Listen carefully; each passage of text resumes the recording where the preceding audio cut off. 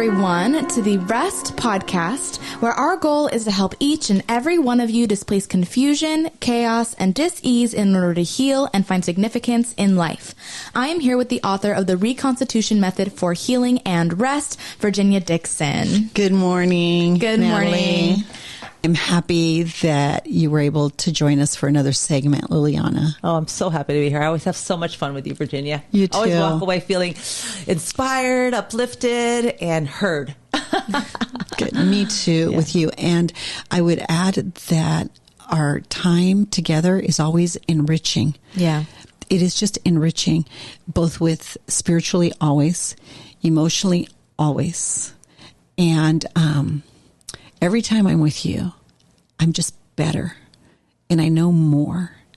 And I want to persevere with greater focus and intentionality for not just my sake and that of my family, but that of those we serve. And I think we bring that to each other. And it's such an unusual bond that I think we have. And we share it with Heidi. Mm-hmm. And Dr. Keneally, I know, has a desire and a commitment to strive for excellence when it comes to uncovering everything and turning every stone pertaining to cancer treatment. Yeah. So we've had the privilege of working with giants, of course, Dr. Lee Cowden as well. But in the last segment, we talked with Natalie about really having a fluid conversation about what brought us together, what keeps us together, what sustains us during times of incredible confusion, chaos, and dis-ease. For this segment, and we touched organically on some really traumatic, small t, and you're going to talk about that in a minute, but traumatic events in our lives. And one of them was spinal meningitis for Jordan, day one, and attachment issues. And you too, which, by the way, I didn't remember that. Yeah. And the cleft lip, for Annalisa. Yeah. And what it did in terms of the anxious attachment that we developed with our girls. Yeah. But the story didn't end there. No. And so I want to continue building on that in the context of what these emotional states do to our anatomy, our physiology, and then go back and revisit some of those themes we introduced in the first segment in terms of attachment. Okay, beautiful. So emotions, feelings, a function of the soul. Emote, function of the central nervous system. They're not the same thing. Internal root cause, feelings, happy, sad, confused. Emotions, the consequence. They play out in the body. Mm-hmm. That's why I talk about negotiating and reconciling things in our soul, right? Yeah. The seed of wisdom, the seed of reason. And you're an expert on that because you've been dealing for over 20 years with the consequence of those unreconciled conflicts and how they impact the body. Mm-hmm. So why don't you talk about that for a little bit? Okay, well, I can kind of talk a little bit of my own experience. So, you had mentioned, Annalisa born with a cleft lip. That's my daughter, right? My immediate response was shame and guilt. Right off the bat, right? What did I do? What did I do wrong, right? Or what could I have done? What could I have done? What I've done? I mean, like I said, I could pull out a whole list of things that God could have been angry with me about, right? And then I thought to myself when I started really kind of researching in regards to the emotions and the condition, was that I was at a time in my life of my husband and my life where he was losing a great deal of money. Okay. And so what German medicine is all about emotions and organ systems and causal effect of those, of those emotions. Right. And so it said that a child with a born and how they manifest in disease states. Yeah. And so it said for a cleft lip, it's the manifestation of a child trying to take a bigger bite of life out when their parents are losing something. Oh, that's interesting. Right. And I thought, wow, okay, that makes a whole lot of sense because a lot of your security was at stake during that time because a lot of decisions and choices. Yeah, it was a lot of stuff. And by the way, they weren't things you were in agreement with or in alignment with, right? But there were things you were part of by nature of association. That's correct. Yes, exactly. So the psychology of you and your husband becomes her biology. Right. We talk a lot about that. Well, also just imagine that, the child is influenced by the environment. So that is your personal environment environment, excuse me, in the womb. This is why I always tell my patients who are looking to have children, I say, happy mama, happy baby. Because not only is the child receiving all the nutrition that you're consuming, and the toxins that you're expelling, because it's the perfect time for a mother to start dumping, right? And this is why, I've done a full workup on my daughter to see what toxins she has, what she's missing in nutrients, so that we can, create a more of a robust opportunity for this child, right? How about peaceful mom, peaceful baby? No, seriously. Reconciled mom. Absolutely. And content, so I tell, everyone that, you cannot separate the child from the environment. Right. Ever. Yeah. That environment is shaping them. It's making their anatomy, their blood cells. It's connecting their system. Yeah, they become the environment, right? That's right. If you're stressed and angry, cortisol, epinephrine, norepinephrine, all these things are making up the baby's brain, right? And so when I tell that to my patients, they immediately go, oh my God, I totally screwed up my kids, When I say, well, the beautiful thing about it is that, you can reconcile these things, and that the brain is extremely malleable, and you can reframe stories, because all they are stories, right? They're what you tell yourself. And so if you stop telling yourself something that's not of good nature, then again, it's hypnotic suggestion to think of something of a positive nature. Well, can I interject a thought before you go on? Because I know you have so much to say about this, and I want to hear it all. I want people to hear it all. The initial statement that you mentioned is one that is common to many of us, whether we want to admit it or not. And you said the anger and the judgment, the anger of God or the judgment of God. Yeah. It's this thing that we have knowledge of, that something within ourselves is broken, and we deserve punishment. Anything but grace. We deserve punishment. Right. In the Bible, right? Yeah. That's called sin. Yeah. But it comes from this violation of conscience. It comes from this conflict that we intuitively are born with and we have within ourselves. I think it's very interesting that we don't take into account, specifically in the story and the narrative that you're discussing, it has more to do with cause and effect. A child is it's not a blank slate. That's ridiculous. No way. A child is full of narratives. Absolutely. And they get a baton in time, and this is their leg of the race. You discussed it last segment in the context of a dream. Yeah, God gives us this dream, and I think that's a gift of God, evidenced by our fingerprint. There's only one of you. There's only one dream, quite like He's asking you to live it out, and we want to help people find the courage to do it. But in the context of what you're saying and what I'm trying to point out about anger, God, and anger, how about cause and effect? Because you made a lot of decisions. Yeah. From that dream state of being a young kid, I want to do this, to pregnant, having a baby. A lot of decisions you made. Oh, absolutely. That knowing what you know now, you'd make differently. Yes. Yeah. If you knew. Yeah. So we want to get this information to people out now, is because you can change the trajectory of your life by taking personal responsibility for the decisions you made. For example, we can talk about your ex-husband, right? And God bless these men that feel like warriors, and they got to support a family and make money and protect and do all these things, right? Many times that's a jungle out there. It's wild, and they don't make the best decisions, and you wish they would have done and said a lot of things differently. We're human. But exactly. But at the end of the day, that's what he was doing. And you weren't in alignment, not with a lot of things that were developing in the relationship, not a lot of things, and you were compliant. You kind of went along. Yes. And so the manifestation of that, I'm going to take a bigger life. The stress, that's right, manifested in her body. Yes. So there's these complex layers to this. But at R.E.S.T, Liliana, as you well know, I'm about people taking the bull by the horns and taking personal responsibility for how to reconcile those conflicts now that are manifested in our own bodies and in the narrative of our own stories, right? And not disassociate. And not to, or blame, or don't waste a minute of your day if you're listening to this talking about, I shouldn't have done this. No. You did, and you were, and you're there. And now let us show you how you can leverage that for freedom. Yeah. Right? Well, absolutely. Yeah. I mean, so I just wanted to interject that. No, absolutely. And hindsight, I don't regret any way my life has rolled out, because I am who I am because of all that. Exactly. Right? Because we don't grow through complacency and comfort. We grow through pain. Or compliance. Right? We don't always grow through compliance. No, we just don't. And sometimes we get knocked into being compliant, right? If we're not listening to our intuition. Or compromise. Well, how else do we learn about evil, about good, about right, about wrong, about justice, about injustice, about light and dark, if we don't, to some extent, rise against things that we think are wrong in our naivety, right? In our stupidity. We're going to do it our way. But how else do we become really compliant and humble, frankly, to say, oh, there is a God and he does rule and overrule in the lives of men. And sin is just not a bad word that nobody wants to say. Sin is just when the stories we tell ourselves are not in alignment with the stories our bodies are carrying, and certainly not in alignment with design. But we were going to be masters of our own destiny and do what we wanted. Well, it's okay. Go do what you want. But sooner or later, you're going to bend the knee. Right.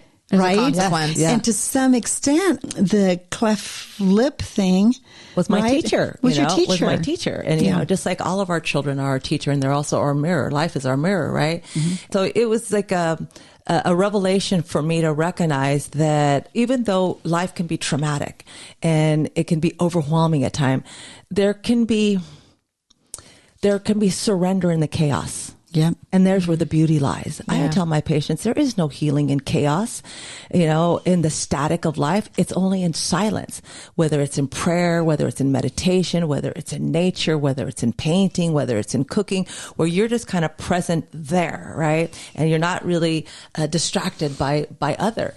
And so, you know, it's so important for us to always just recognize, right?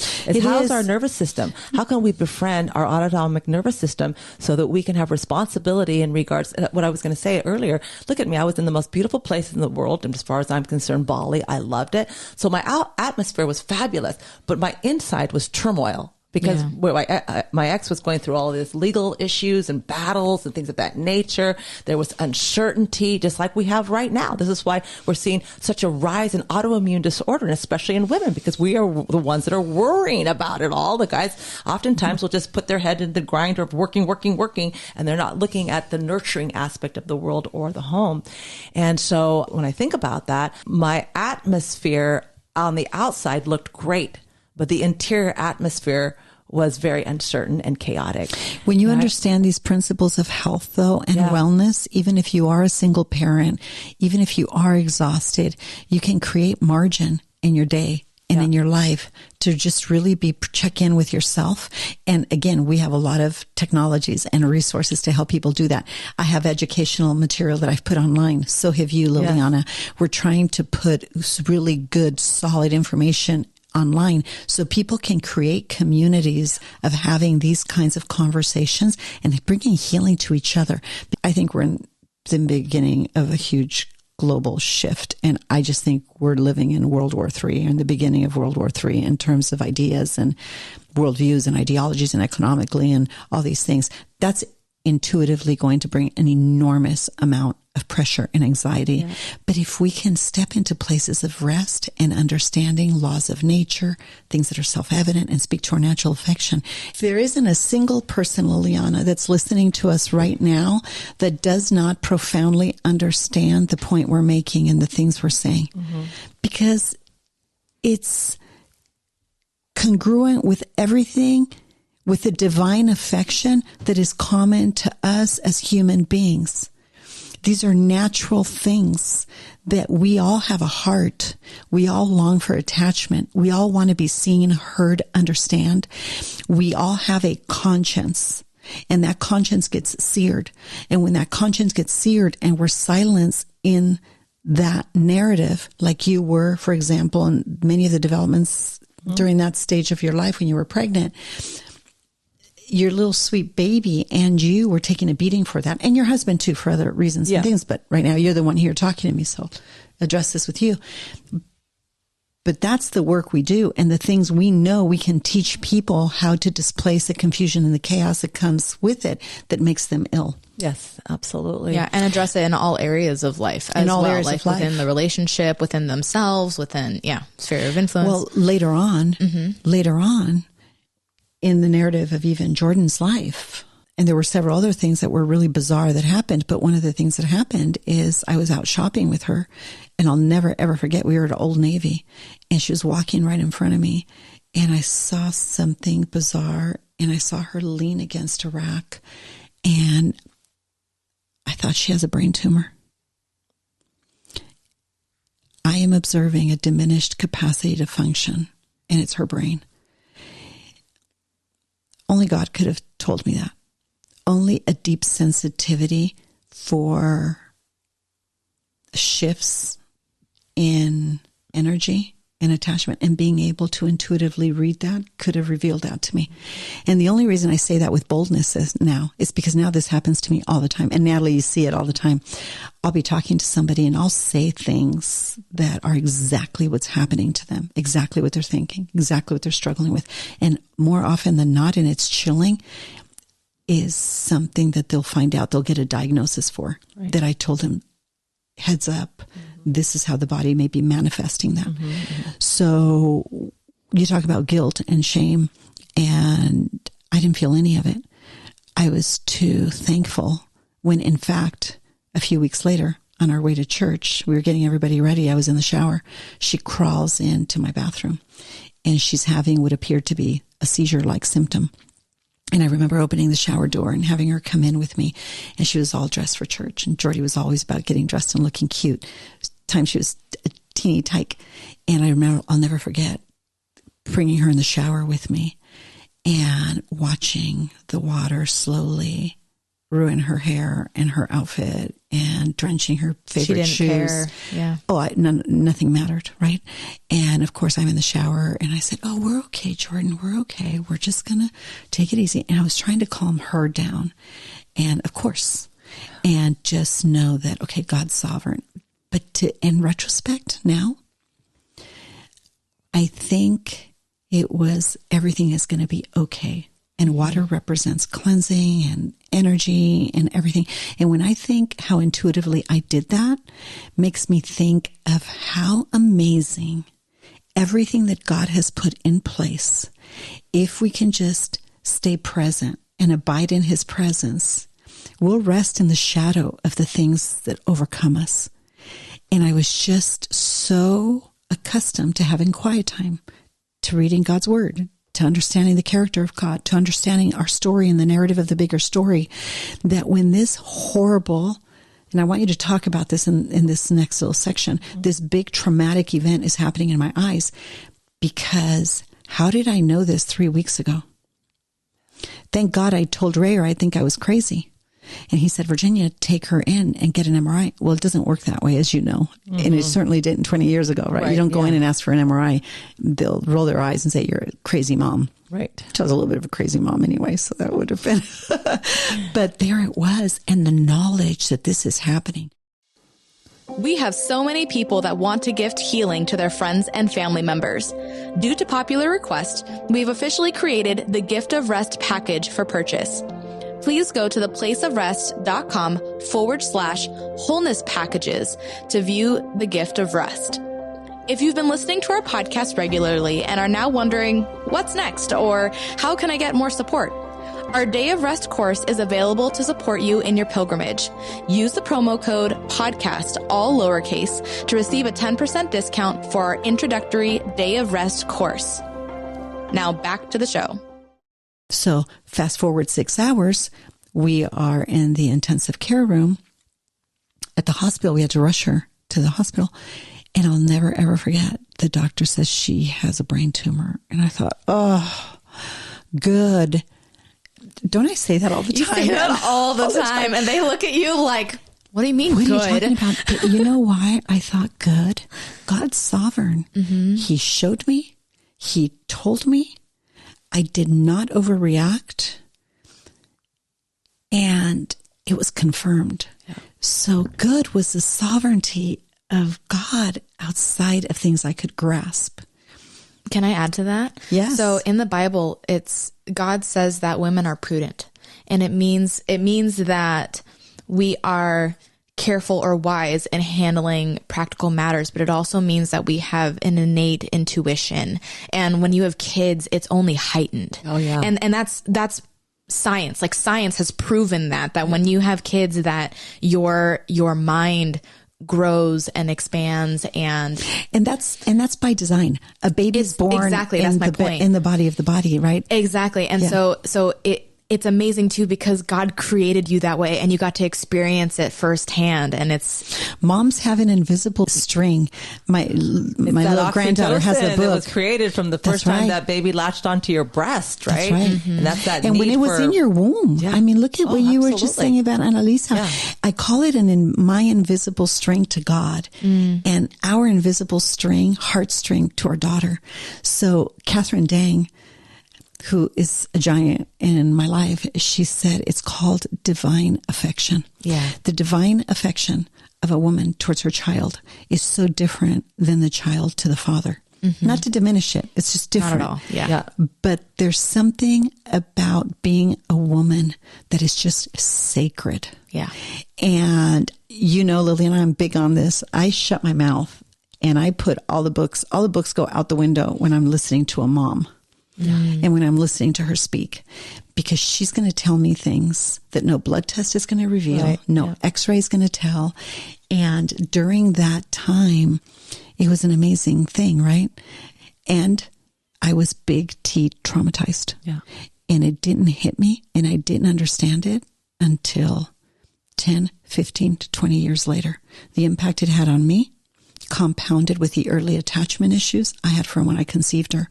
So I want you to talk about that, because the consequence of trauma and compounding trauma that you don't reconcile in your mind, your heart, your will, your conscience, your feelings is going to create boulders. Generational patterning. And so I'm just beginning to understand that. And I think that is why I am like a dog with a bone in telling people you don't need a specialist.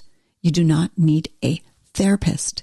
What you need to understand is how laws of nature, self-evident truth, and how to engage your natural affections to facilitate healing. And with all those three things, if you understand that the spiritual world, if you will, or this outside air and space is an information system, a quantum field of energy. And I want you to talk about this, Liliana, and how it works according to the counsel of each individual's will, their mind, their heart, their conscience, their feelings. And the consequence of that is what emotes and sets patterns in the central nervous system that have consequence in the body. It's taken me 20 years to fully understand, and I will credit the geniuses and the scientists that developed the technology to help us confirm our suspicions. So talk about that, Liliana, really quick, because you have a lot to say about that. Yeah. So, generational patterning, it used to be kind of woo-woo kind of mindset, but now it's getting into the mainstream, with all of these giants that you're talking about, speaking about. It's a survival skill that gets genetically blueprinted in regards of generation upon generation. Yes, so there's frequency that can replicate itself. And, you and I, we do a lot of emotional work with a lot of, disease-oriented situations. And neurological work. Right. Where we can actually go back, generations, 4 or 5 generations back and kind of say, oh, it started here in the imprint of the DNA replication. Right. And so, for example, when we talk about a child in the womb picking up all of the mother's neurotransmitters and actually creating the aspect of what this child's going to have ADD, it's going to have gut issues, depending on what the emotions are with the mother. It's a very for real thing. Like, so for example. Oh my, Lily, for a second. Yeah. In a pineal is what regulates, right? Yes. A lot of the organ function, timing, and everything in the body. And that's where her tumor was. Wow. And that's where it is. And during that time in my life, my photography had been published nationally and internationally all over the world. I had a schedule that was crazy. And it was all because I wanted to use my work to reflect and to address the heart of a generation. I wanted to address macro social issues through my photography. And there was a huge shift beyond creating things for the gift market and all these things that were really successful to know we're losing the heart of a generation if my work doesn't point to something that awakens the sleeping giant, which is the heart and soul of moms and dads and families and communities and institutions of influence and whatnot, that I'll consider my life's work a waste. Well, guess who I was pregnant with during all of this stuff? Right. Jordan. Wow. Yeah. And so I was trying to make these huge transitions, and with that comes a lot of energy and a lot of pressure. And it was her. And naturally she developed that. And by the way, moms listening to this, no guilt, like with you with the cleft lip, no shame. Yeah, no. It's just real. Right. Yeah. And so now, if this is true, then what? Well, then now I tried to understand it further, explain it further, help my daughter understand, no, you do this because of this. And it's not just you, it's more complicated, right? And try to bring healing to yourself, to your family, and to spheres of influence and information. And that's how we build these communities. Absolutely. And I just want to touch on something that you said earlier in regards of, putting the books away and really listening to a mother, because obviously she knows best, right? When I called my mother to tell her that my daughter had a cleft lip, she said, I already knew. And I said, how did you know? She said, I had a dream that your daughter had the, like how kitty cats have the lip that did like that. My mother's very clairvoyant, right? Mm-hmm. We say, don't dream 2 times about anything because it will happen, right? Oh my. So again, I was like kind of really scared to say it to anything, because here I am, this, athlete, super healthy, did everything right, that little shame. What did I do? Oh my God, I'm embarrassed to some degree, right? But I had to really reconcile with the fact that I was in perfect grace. I was perfectly healthy. She was a perfectly healthy child. I was living in the most beautiful place in the world. She had all of these beautiful people around her that, loved her tremendously in regards of her capacity to have a really good, tight social structure, because I come from a family of 10 brothers and sisters, right? So we're used to a tribe. So here I am out of the country, with no tribe, but everywhere I go, I create a tribe, because that's just my makeup, right? Yeah. And so it was, like I said, I don't regret anything. I learned so much. And even with her, being a little embarrassed and shy, because kids are mean. What happened to you? Blah, blah, blah, you know? And at first she wanted to kind of make up a lie about it, because, thinking about I was born this way makes me feel I was deformed in some way, right? And I said, oh, Lisa, I said, and this is where I started teaching her about the beauty of the soul, and to really understand that this physical body that you have is just a vehicle, and your vehicle works absolutely perfect, and she's gorgeous. And that doctor, like I said, I was in grace. Happened to be the most famous doctor at the hospital when I delivered her, that I went to Adelaide and had it done. And literally in 20 minutes, it was done, Wow. And she's gorgeous but the point is the things that you grew through, the stuff you had to face, the pain of it. All of that. And I think the sensitivity that you have, and as do I, for people that suffer, and learning and leaving no stone unturned. It's like, where do in we the go privilege from of our here? life. Where do we if go from this, here? then what? Because there's something here. And I love what you said. We do, and I have a whole segment in our education curriculum about the era of grace, the unmerited favor. It's just raining. Grace is raining. Information, resources, new beginnings, right? Reconciling, all these things. We're living in the era of grace and the age of rest. Right. Yeah, absolutely. Because something happened 2022 years ago, right? This person comes into the world stage who fulfills 4,000 years of history that came before him. And I want to do a whole podcast on that one day, because people aren't going to believe it till we break it down. And that was a person of the historic Christ, Jesus Christ of Nazareth. And he said, if you come to the end of yourself, you recognize these things about yourself, and you see the limitations of time, but the potentiality of eternity, it's because I'm calling you home, and I will come and indwell you. That's why I'm here. And my peace will be your peace. That's why he could invite us into a place of rest, because he promised that he would take our broken, fearful, terrified, traumatized hearts that we're all going to experience in time. And he says, I'll exchange it for peace and rest and a heart of flesh. And where I am, you will be, and I will be with you. And then a switch goes off. And in the midst of the dark things that befall us, and I'm looking at many, many potential, as are we all, that's what it is to abide in the presence of the Most High. The person who created these systems developed physics, developed biology, innate wisdom, everything. And all these systems that are in place. I don't know if you heard this, Liliana, but I was listening. I love to read about quantum physics and what's happening. I understand only about 25% of it, frankly, but I understood this. And he said, when people speak a word, they know now, don't ask me how, that it impacts the furthest reaching star in the heavens that they can document. Wow. A word in the tongue is the power of life and death. Mm-hmm. And the thoughts have power. Words have authority. So we need to think and reframe all the thoughts that compound during our traumatic experiences. Yeah. And by the way, look at me. I was living through trauma and all I could think about was praise God. But look at what I've had to negotiate and reconcile and still work through. And by the way, I'm still working through it. 20 years. It's not going to stop. And you and I have talked about as women and friends how we've had to do that in marriages as a consequence of trauma and loss, right? Absolutely. And in our health. Yeah, absolutely. In a way, it's a form of like self-mastery, like figuring out the things that you need to reconcile and putting that into practice on an almost daily basis. Well, God made us like him. Yeah. He wants us to live like him.